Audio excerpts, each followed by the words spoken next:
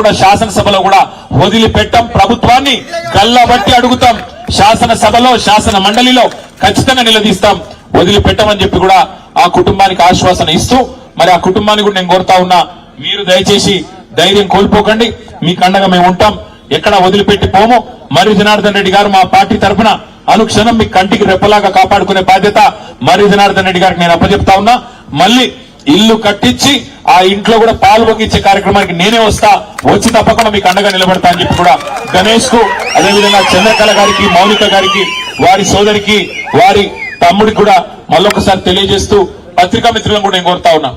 ఈ రోజు ఈ సంఘటన ఈ 2 నెలల పసిగుడ్డు నిజంగా ఒక ఎమ్మెల్యే బిడ్డనో, ఒక ఎంపీ బిడ్డనో, ఒక రాజకీయ నాయకుడి బిడ్డనో అయితే ఇట్లే ఉంటుండే ఇవాళ స్పందన అధికార యంత్రాంగం మీరు కూడా ఆలోచించండి. మీడియాలో కూడా చూపెట్టండి. ఒక సామాన్యుడు కదా, గొంతు లేదు కదా, గణేష్ కదా, ఆయనకి ఎవడున్నాడు అని అనుకుంటున్నారేమో. ఇంతమంది నిలబడ్డం ఇవాళ రాజకీయాలకు అతీతంగా భవిష్యత్తులో కూడా నిలబడదాం. తెలంగాణ సామాజిక చైతన్యాన్ని చాటుదాం. తెలంగాణ సమాజంలో కులము మతం పిచ్చి లేదు. మన దగ్గర ఇంకో వేరే రాష్ట్రంలో ఉన్నట్టు కులం మతం పేరు మీద రాజకీయాలు లేవు. అదే పద్ధతుల్లో మనం భవిష్యత్తులో కూడా నడవాలా. ఇక్కడ అందరూ ఒకటే, అందరి ఓట్లో ప్రవహించేది గదే రక్తం, అందరికి ఉన్నది గదే గుండె, గదే కాలేయం అన్నట్టుగా అందరం కలిసికట్టుగా ఆ కుటుంబానికి కులాలకు అతీతంగా నిలబడదాం. అది మర్రి జనార్దన్ రెడ్డి అయినా, లేకపోతే విశారదన్ అయినా, మందకృష్ణ అయినా, బీఎస్పీ అయినా, కేటీ రామారావు అయినా, ఎవరైనా అందరం మనుషులమే. అందరం ఇవాళ ఒక తండ్రిగా చెప్తా ఉన్నా నేను. నిజంగా తల్లడిల్లిపోయింది వార్త చూసిన తర్వాత, గుండె తల్లడిల్లిపోయింది.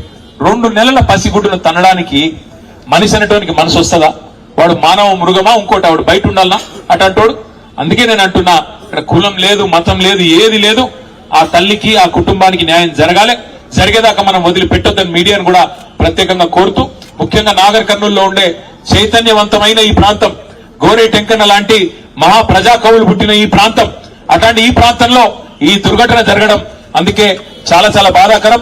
న్యాయం జరిగేదాకా ఆ కుటుంబానికి అండగా నిలబడదామని మళ్ళొకసారి మీ అందరికీ విజ్ఞప్తి చేస్తూ, వాళ్ళ కదిలి వచ్చిన ప్రతి ఒక్కరికి తప్పకుండా ధన్యవాదాలు తెలియజేస్తూ, గణేష్ కు, చంద్రకళ గారికి, మౌనికకి మీకు అండగా నిలబడతాం. మీకు అండగా కేసీఆర్ గారు ఉన్నారు, మేమందరం ఉన్నాం, భయపడవద్దని చెప్పి కూడా మళ్ళొకసారి వారికి హామీ ఇస్తూ, ప్రత్యేకంగా మళ్ళొకసారి మీ అందరికి నమస్కారం. జై భీమ్, జై తెలంగాణ. వారికి తక్షణ సహాయం కింద పార్టీ తరఫున 1 లక్ష రూపాయలు సాయం చేయడానికి వచ్చినాము.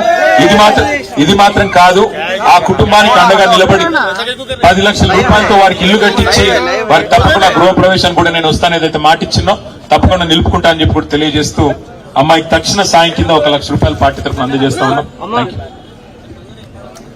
థ్యాంక్ యూ అన్న. అదేవిధంగా బీసీ ఎస్సీ ఎస్టీ జేఏసీ రాష్ట్ర అధ్యక్షులు తోట్ల రాఘవేంద్ర ముదిరాజు గారిని ఈ శిబిరానికి రావాల్సిందే కోరుతా ఉన్నాం సార్.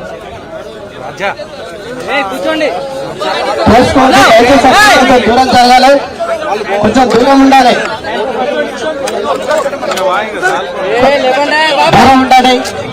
కొంచెం దూరం జరగాలి.